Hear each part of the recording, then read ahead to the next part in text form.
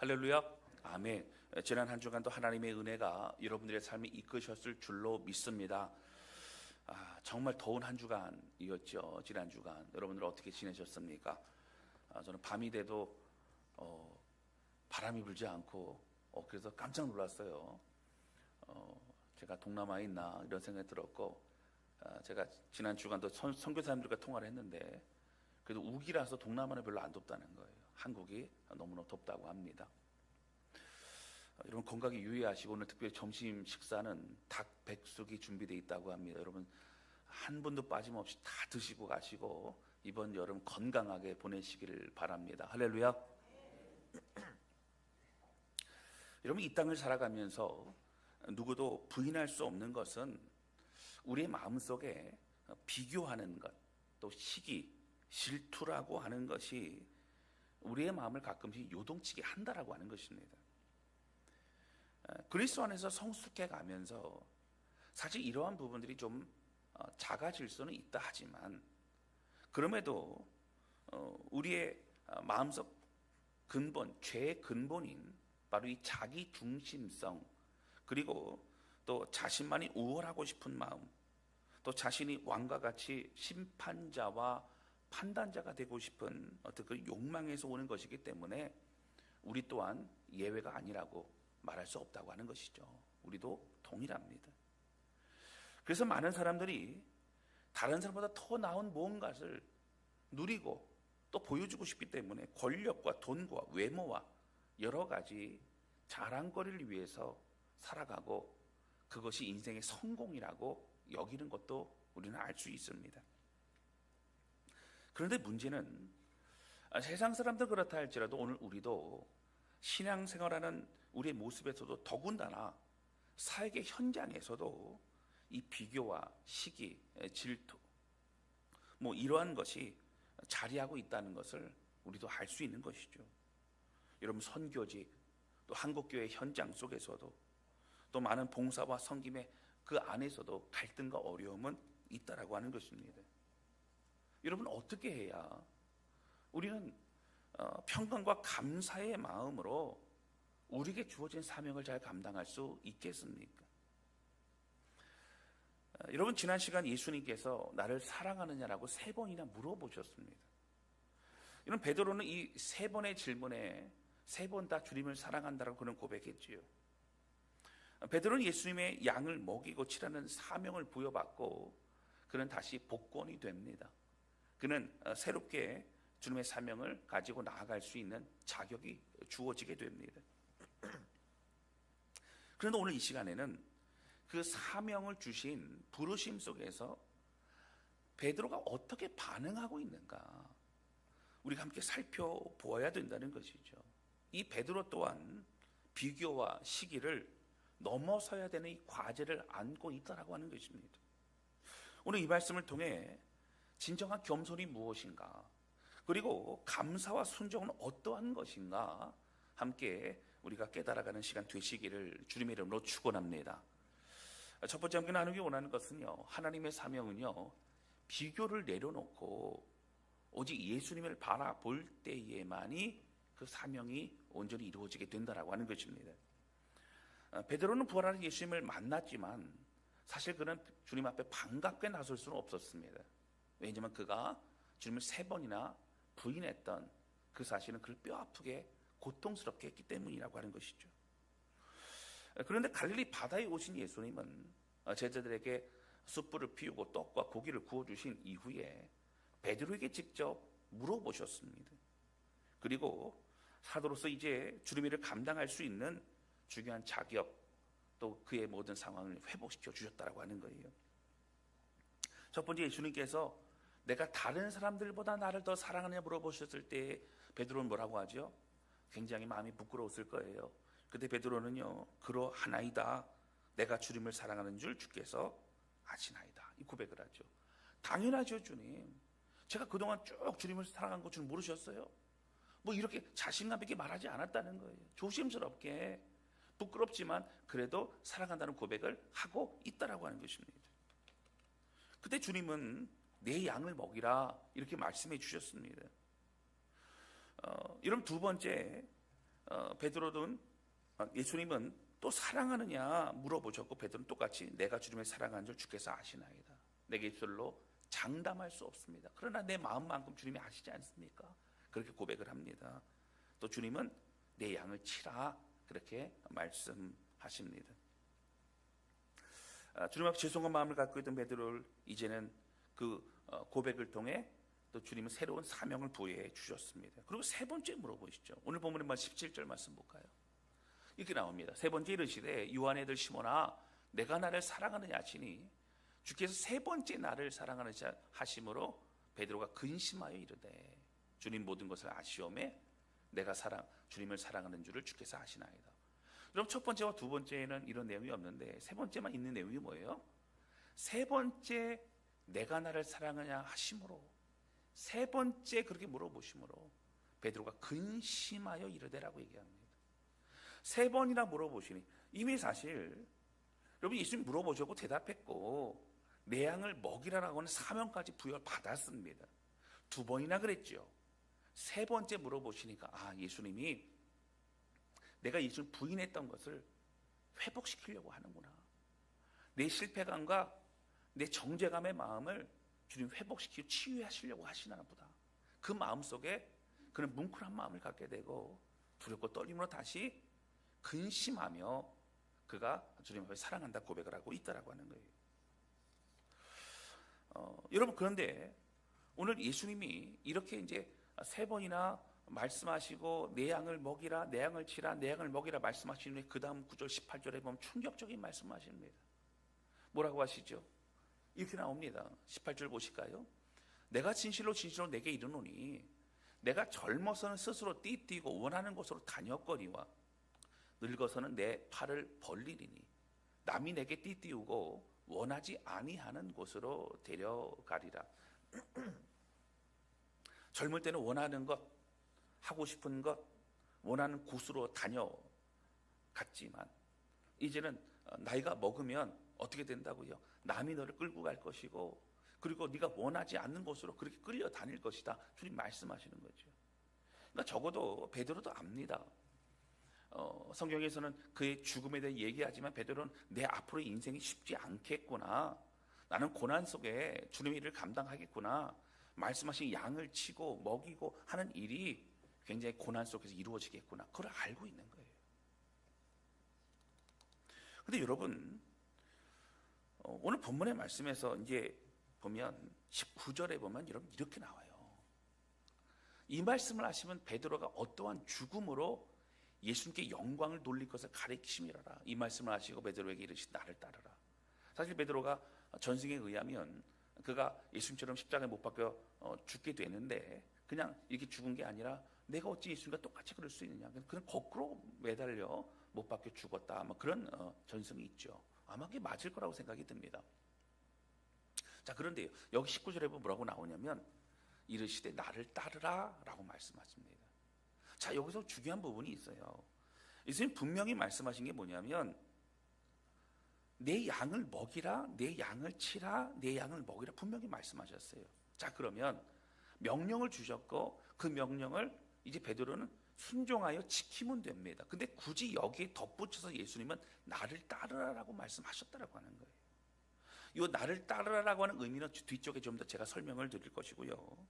자, 근데 늘 제가 말씀드리지만 이 이스라엘의 어떤 문학적 구조, 기법 중에 하나가 샌드위치 구조라고 말씀드렸는데 오늘 여기서 나오는 게 19절에 나를 따르라라고 나오지만 오늘 22절에 보면 똑같이 나를 따르라고 하는 것이 나온다라고 하는 거예요. 22절 볼까요? 예수께서 이르시되 내가 올 때까지 그를 머물게 하고자 할지라도 내가 무슨 상관이냐 너는 나를 따르라 하시더라. 자, 나를 따르라 이게 중요한데 나를 어떻게 따라야 될지 그리고 이걸 통해 주신 메시지가 무엇인지가 그 중간에 담겨져 있다라고 하는 것이죠. 여러분 이 중간 내용이 뭐예요? 예수님께서 너는 그렇게 늙어서는 남이 너를 끌고 다닐 것이고 네가 원하는 것이 아닌 원치 않은 곳으로 가게 될 것이다 라고 말씀하시니 마음에 여러 가지 복잡한 심경이 있었을 거예요. 근데 21절에 보면 그럼 이렇게 갑자기 뜬금없이 베드로가 질문을 합니다. 21절 볼까요? 이게 베드로가 그를 보고 예수께 여짜오되, 그러니까 20절에 보면 요한이라고 하는 소개가 나와요. 요한, 예수님께 누가 예수님을 빼잡니까? 이렇게 물어봤다라고 나오죠. 근데 베드로가 그 여짜오되 이 사람은 어떻게 되겠사옵나이까?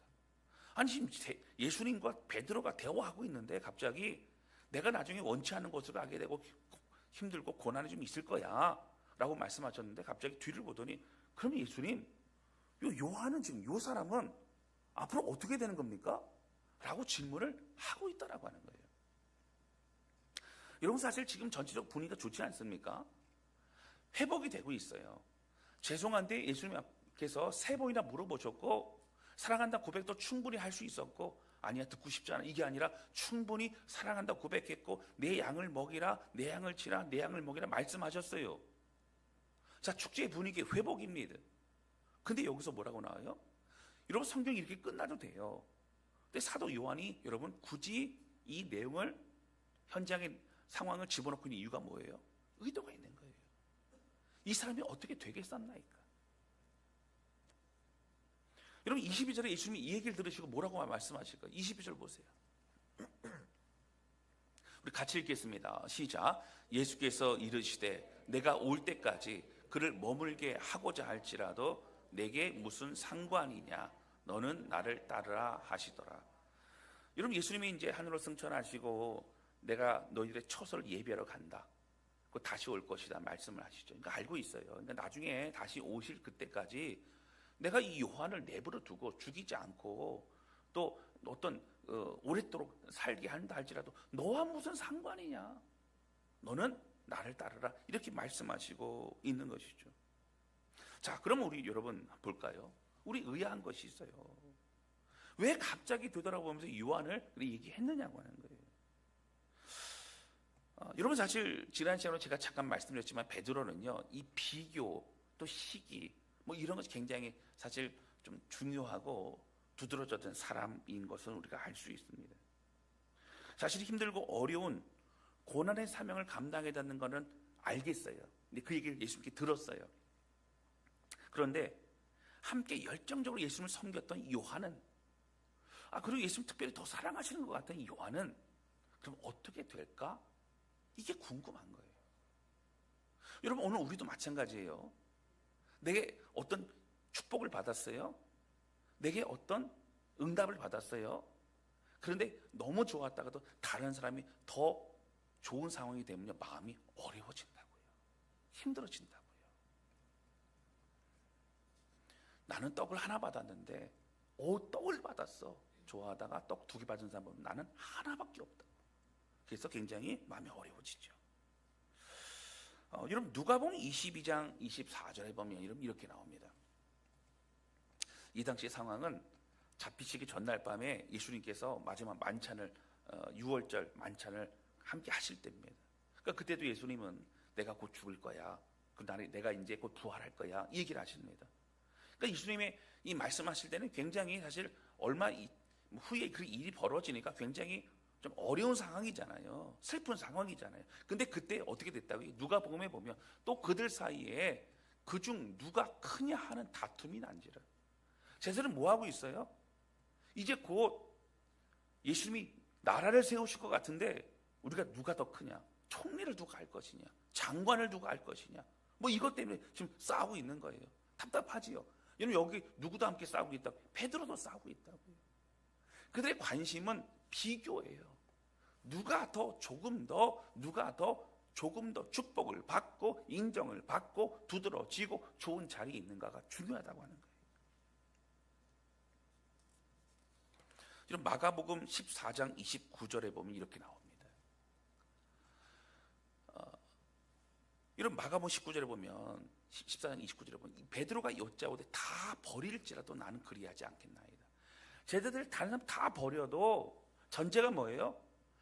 아마 다 버릴 것 같지 않지만 다 버리는 상황이 될지라도 나만큼은 그렇게 하지 않겠나이다. 확신과 비교와 이 우월함이 가득 담겨져 있는 것이 29절이라고 하는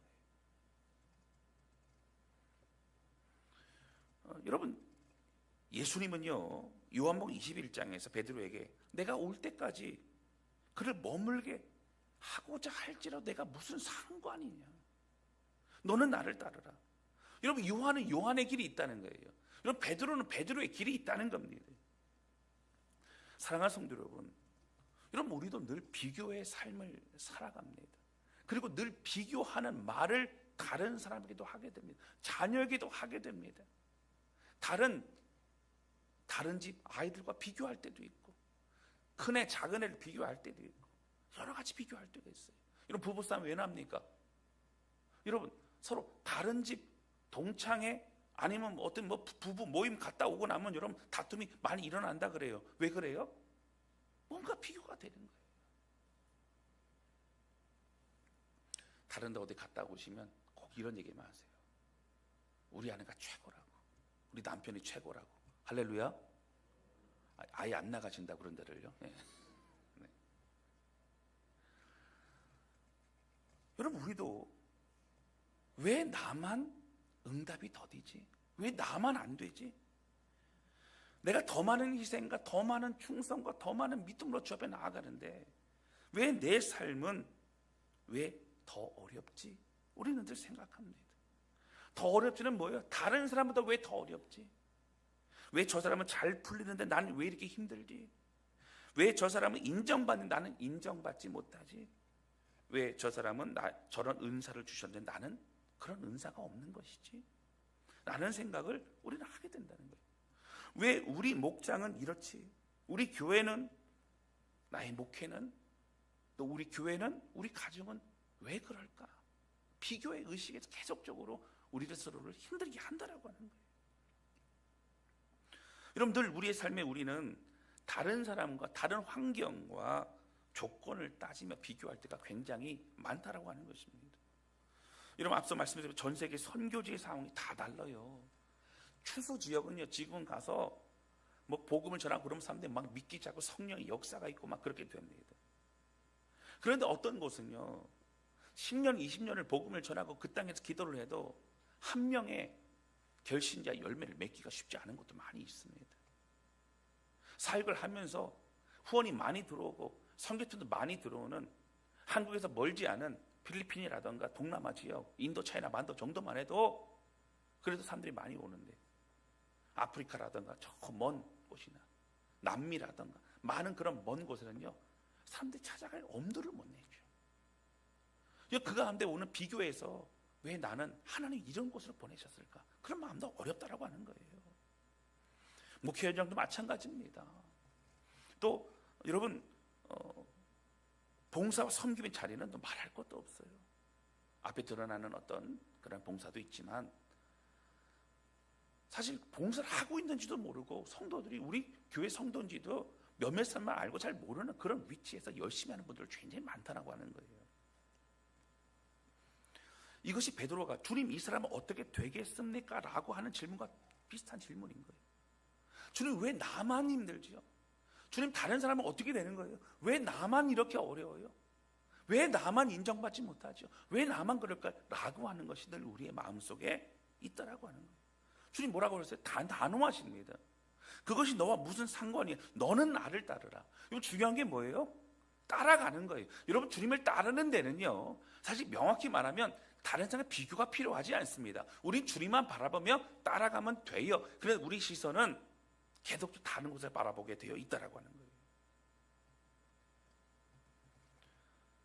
여러분, 우리가 알 수 없는 하나님의 계획이 다 우리 가운데 있다라고 하는 겁니다. 할렐루야.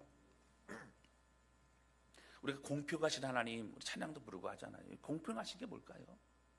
하나님께서 이제 우리에게 전 세계 모든 사람들 집을 똑같이 줘야겠다. 그래서 똑같은 크기, 똑같은 빌라와 같은 모습으로 쫙 다 그렇게 주셨어요. 만약에. 근데 여러분, 그 안에서도요, 불평이 있을 거예요. 아, 우리 집은 5명인데, 아, 우리 집은 3명인데. 그러면 서로 불평이 여러분 있을 수 있다니까요. 또 안에 가전제품이 어떤지, 또 가구가 어떤지, 거기에 따라 또 불평이 있을 수 있습니다. 여러분, 하나님은요, 똑같은 환경, 똑같은 조건을 주시는 것이 공평한 것이 아니라 우리 각자의 다름에 따라 우리에게 맞는 인생을 이끌어 가시는 그 손길이 가장 공평하시다라고 하는 거예요. 할렐루야. 하나님 신실하십니다.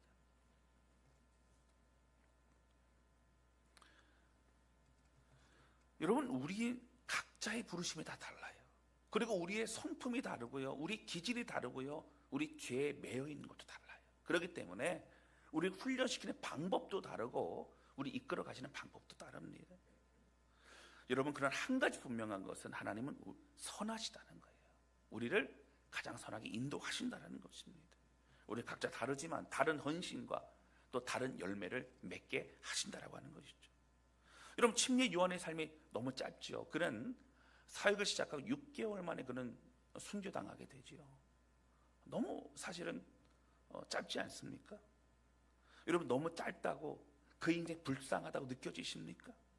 여러분, 예수님의 동생 야고보 말고 제자 야고보는요, 그는 가장 먼저 11사람 중에 가장 먼저 순교를 당합니다. 그는 목이 베어 죽게 되죠. 어떻게 돼요, 여러분? 그거 불쌍합니까? 힘듭니까? 그걸 보면서 안타깝습니까? 요한 사도는 너무 늦게까지 마음고생을 혼자 해야만 해서 너무 힘들게 보입니까? 아니면 그가 오래 살았기 때문에 나는 가늘고 긴 인생을 살고 싶다, 뭐 그런 마음이 드십니까? 여러분, 우리는 사람들이 각자 다 다르다는 거예요.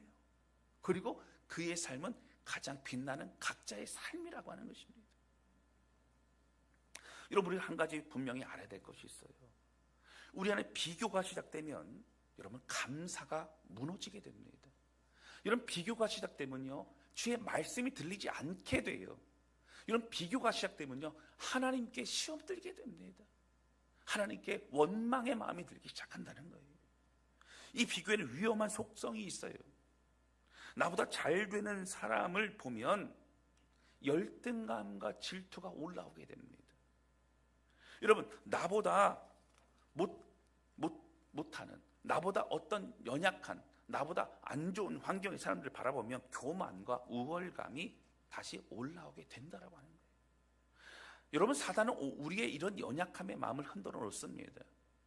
내가 누구 다른 사람들보다도 우월하고 싶은 이 교만, 자기 중심성, 내가 판단하고 내가 정죄하고 내가 뭔가 그런 위치에 올라가고 싶은 가장 죄의 근원인 이 교만이라고 하는 것, 여러분, 이것을 흔들어 놓는다라고 하는 것이죠.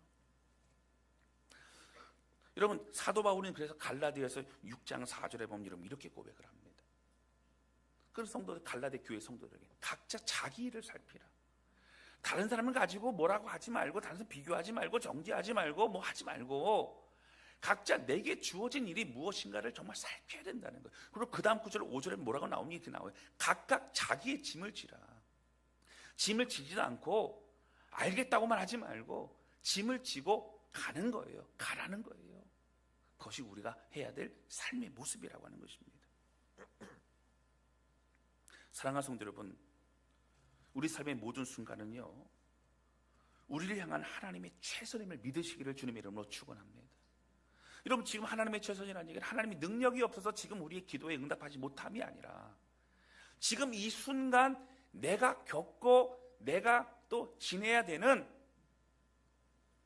내가 나아가야 되는 지금의 가장 중요한 최선의 시간이라고 하는 거죠. 하나님 그렇게 이끌어 가신다라고 하는 거예요. 저는 막막하고 고통스러운 어떤 시간마저도 우리를 향한 하나님의 계획이 다 있으시다고 저는 믿습니다. 그리고 지나보면 그걸 깨닫게 되는 거예요. 할렐루야. 여러분, 다른 사람이 아닌 우리 자신만을 위한 하나님의 선한 계획이 있으심을 믿으시기를 주님의 이름으로 축원합니다. 그리고 카이로스, 하나님의 때, 적절한 하나님의 그 때에 영광의 은혜를 더욱더 경험하고 회복의 은혜, 응답의 은혜를 경험할 그때가 분명히 있다라고 하는 거예요. 여러분, 다른 사람 비교하지 마시고 오늘 나의 주님을 향해 나아가는, 여러분 그 주님을 향하여 고백하고 오늘 믿음의 길을 걸어가는 저와 여러분 되시기를 주님의 이름으로 축원합니다. 여러분, 요한복음을 통해 사도 요한은 우리가 하고 싶은 말이 무엇일까? 오늘 사실 요한복음 마지막 시간이 굉장히 저 개인적으로 아쉽습니다. 여러분, 그 당시에 도미티아노스 황제의 참 그 핍박 속에 많은 초대교회 성도들, 소아시아 지역, 또 마케도니아 지역에 많은 성도들이 고통과 눈물 가운데 있었어요.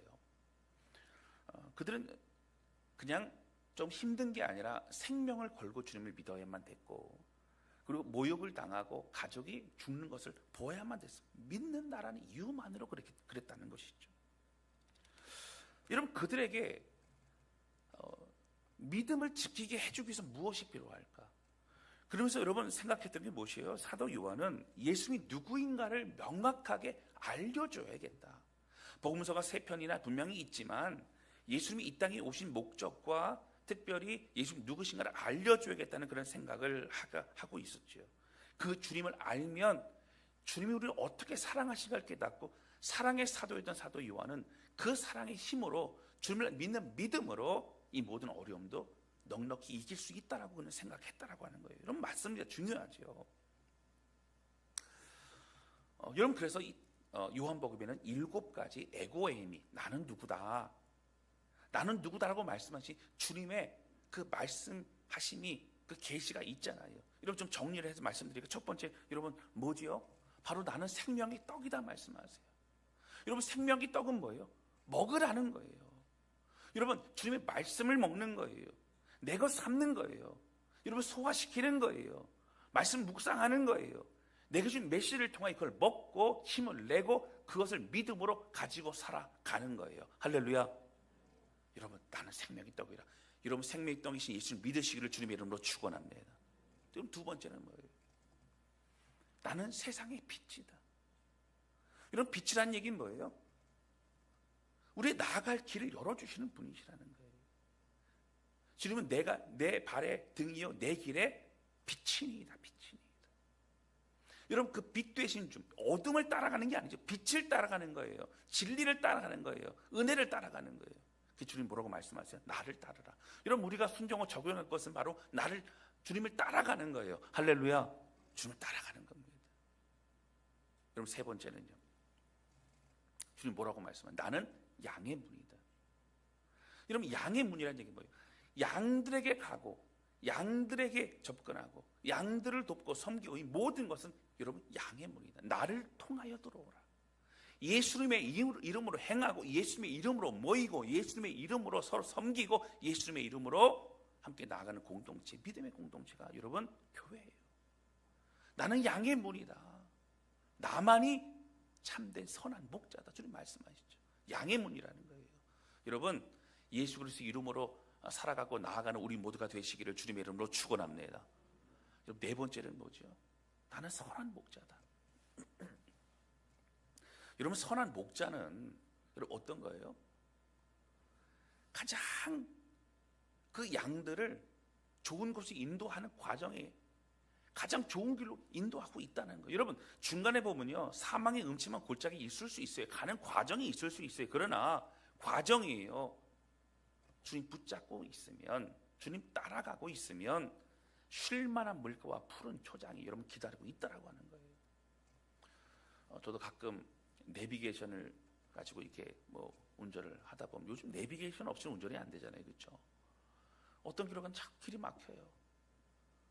길이 막혀가지고 왜 이 길로 이렇게 인도하지? 그래갖고 내가 아는 길로 가잖아요. 그럼 거기는 뭐 사고가 나 있거나 더 막히거나 그런 적이 있어요. 그랬다가 다시 그 길로 갈 수도 없고, 여러분 그럽니다. 여러분, 예수님이 선한 목자이심을 믿는다면 믿고 따라가야 됩니다. 할렐루야. 주님이 인도하심을 받는 우리 모두가 되시기를 주님의 이름으로 축원합니다. 다섯 번째는요, 나는 부활이요 생명이다. 에고에임이 나는 부활이요 생명이다. 이 얘기는 뭐예요? 여러분, 죽은 나사로를 살리시면서 이 말씀하십니다. 내가 믿느냐 물어보세요. 믿느냐? 알고 있는 거 말고 믿느냐? 내가 부활이고 생명이면, 그걸 믿으면 우리 인생이 달라져요. 여러분, 참된 복음 안에 거하는 거예요. 여러분, 예수님이 부활이고 생명을 믿고 주님을 따라가는 우리 모두가 되시기를 주님의 이름으로 축원합니다. 할렐루야. 여섯 번째는 나는 길이요 진리요 생명이다. 여러분, 이 얘기는 뭐냐면 예수님만이 구원의 통로라는 거예요. 나는 길이요 진리요 생명이니, 나를 믿는 자는 여러분 영원토록 주님의 은혜 안에 거하는 거예요. 나를 통하여 예수님께 나아갈 수 있다. 예수님만이 유일한 구원의 이름이다. 다른 어떤 것도 여러분 구원에 이를 수 없습니다. 여러분 오직 주님만을 바라보시기를 주님의 이름으로 축원합니다. 믿음으로 주님을 바라보는 거예요. 그리고 승리하는 거예요. 마지막 7번째는요, 나는 참 포도나무다. 그래서 여러분 어떻게 해요? 그 주님 안에 거하라는 거예요. 주님의 말씀이 우리 안에 거하고 우리가 주님 안에 거하면 많은 열매를 맺을 수 있다는 겁니다. 여러분 그 열매를 통해 우리가 어떻게 된다고요? 참된 주님과의 깊은 교제를 확인할 수 있어요. 여러분 나무가 달려있다고 우리가 교회 다니고 있다고 해서 우리가 지금 교제하고 있는 게 아니에요. 결국 그 나무는 어떻게 돼요? 말라버리게 되고 결국 잘리워버리게 된다고요. 긴밀한 영적인 하나됨과 연합이 필요한 겁니다. 주님 안에 거하라. 나는 참 포도나무다. 사랑하는 성도 여러분, 오늘 예수님이 이러한 예수님이 우리에게 오셨어요. 말씀이 육신에 오셨어요. 그리고 우리를 위해 십자가에 죽으셨어요. 부활하심으로 승리를 우리에게 주셨습니다. 여러분 이 복음의 은혜와 생명이 우리에게 주어졌음을 믿으시기를 주님의 이름으로 축원합니다. 여러분 그 은혜와 그 사랑이 우리 것이죠. 그래서 사도 요한이 이 사랑으로 승리하라. 예수님이 우리의 주님이시다. 우리의 구원자시다. 우리의 주인 되신다. 선포하고 있는 것입니다. 여러분 우리가 살아가면서 때로는 넘어지고 또 우리가 섬기고 봉사하고 하지만 스스로 부끄러울 때가 얼마나 많아요. 오늘 주님은 3가지를 말씀하세요. 첫 번째 우리 물어보셨어요? 내가 나를 사랑하느냐 사랑하느냐. 여러분 내가 주님을 사랑하고 있는가? 사랑의 고백으로 회복하시기를 주님의 이름으로 축원합니다. 두 번째 뭐라고 말씀하셨어요? 내 양을 먹이라. 맞습니다 주님. 지금 내게 맡겨진 사명 다시 한번 확인하겠습니다. 다시 정신 차리겠습니다. 다시 집중하겠습니다. 내 양을 먹이라, 내 양을 치라, 내 양을 먹이라. 거기에 여러분 집중하는 거예요. 세 번째 뭐예요? 나를 따르라. 여러분 따른다는 게 뭘까요? 아니 주님이 말씀하신 양을 먹이고 치고 그렇게 열심히 하면 되는 거 아니에요? 여러분 열심히 하는 것뿐만 아니라 중요한 것은 주님을 따라가는 거예요. 주님의 행하신 대로 우리도 행하는 거예요. 할렐루야. 겸손과 섬김으로 하는 겁니다. 낮아짐으로 하는 겁니다. 그리고 주님의 마음을 품고 하는 거예요. 이제는 내가 하고 싶은 사역, 내가 하고 싶은 것, 내가 하고 싶은 마음으로 하는 것이 아니라 주님이 이끄시는, 성령이 이끄신 대로 하는 것. 예수님도 성령이 이끄신 대로 순종하셨어요. 여러분 주님이 이끄신 대로 이제는 베드로의 앞날처럼 그렇게 순종하며 나아가는, 그렇게 따르는 저와 여러분 되시기를 주님의 이름으로 축원합니다. 그리고 따른다는 두 번째 의미는 뭐냐면 우리 시선을 다른 사람 비교하거나 다른 것에 뺏기는 게 아니라 우리 하나님만 바라보는 거예요. 여러분 하나님 바라보면요 다른 것이 안 보이기 시작합니다. 내게 가장 큰 은혜와 가장 큰 축복과 선물 주신 것을 확인하게 돼요. 여러분 두 가지 뭐라고요? 따른다는 거요? 여러분 오직 예수님을 닮아가고 예수님의 방법, 예수님의 이끄심대로 나아가는 것. 두 번째는 시선을 주님께로 고정하는 것. 그걸 따른다는 거예요.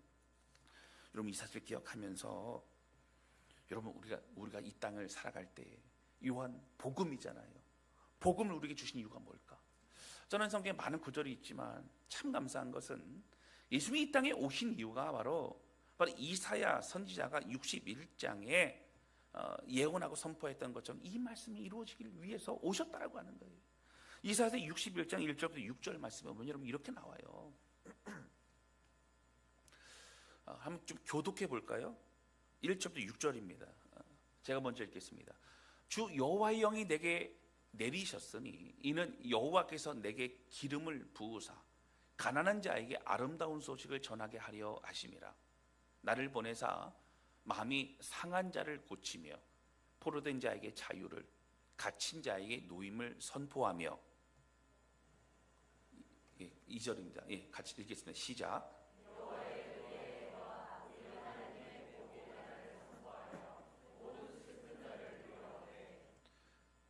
무릇 시온에서 슬퍼하는 자에게 화관을 주어 그 죄를 대신하며 기쁨의 기름으로 그 슬픔을 대신하며 찬송의 옷으로 그 근심을 대신하시고 그들이 의의 나무 곧 여호와의 심으신 그 영광을 나타낼 자라 일컬음을 받게 하려 하심이라.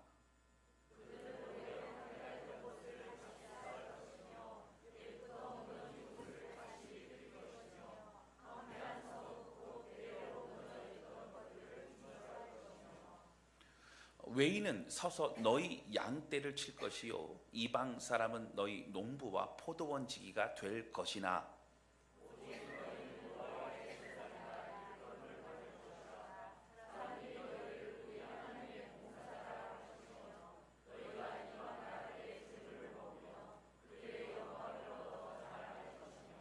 아멘. 할렐루야. 아멘. 1절에 보시면 뭐라고 나와요? 1절 보시면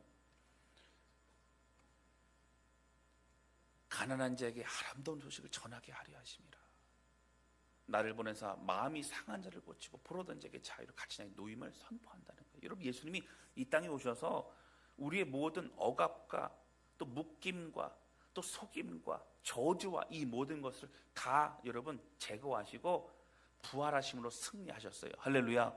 이 은혜가 우리한테 있다고. 그리고 이제는 이 복음과 이 하나님 나라의 기쁨을 다른 사람에게도 전하고 다른 사람들에게도 계속적으로 세워져 가고 알게 하는, 더 누리게 하는 그런 역할이 우리에게 주어졌다라고 하는 거예요. 사랑하는 성도 여러분, 오늘 요한복음을 마지막으로 우리가 마치면서 우리 이 복음 앞에 합당한, 우리 예수 그리스도의 이 사랑 앞에 합당한 삶으로 나아가겠노를 결단하며 고백하는 우리 모두가 되시기를 주님의 이름으로 축원합니다. 이 시간 찬양 주 앞에 드리면서 기도하는 시간을 갖도록 하겠습니다.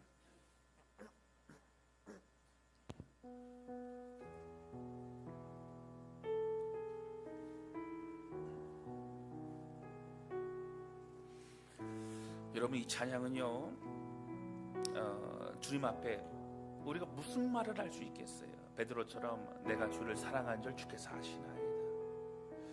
이 고백, 그러므로 우리 새로운 출발을 할 수 있고 또 주님의 마음으로 다시 한번 주님 앞에 설 수 있다라고 하는 거예요. 이 찬양 부르면서 주님, 내 평생에 때로 넘어지고 힘들고 어렵고 낙심이 될 그때에도 다시 예수 그리스도 이름을 부르면서 일어나겠습니다. 그리고 끝까지 주님을 따르겠습니다. 사랑한다 고백하고, 그리고 또 내 양을 먹이라는 그 말씀에 반응하며 또한 주님, 이제 주님을 따라가겠습니다 고백하며 나아갑니다. 우리 그런 마음으로 함께 찬양하며 주 앞에 나아가겠습니다. 나의 주 나의 하나님이여 주를 경배합니다. 주 사랑하는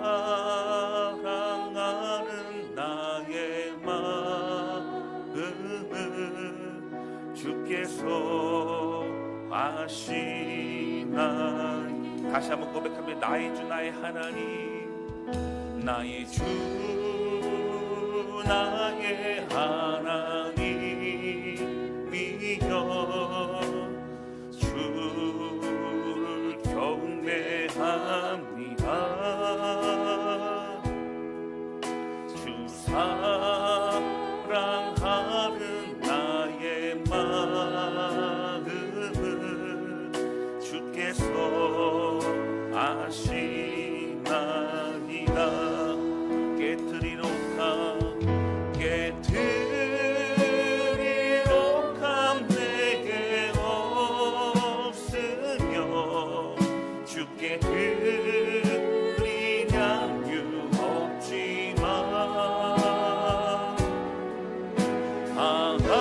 하나님 영상대로 날 빚으사 새 영을 내게 부어주소서. 나의 주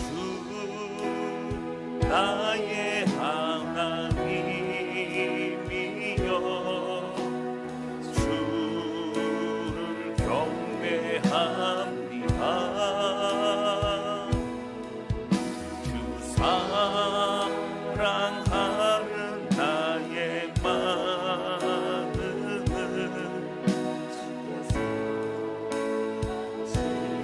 나 고통 속에 방황하는 고통 속에 방황하는 내 마음 주께로 갈 수 없지만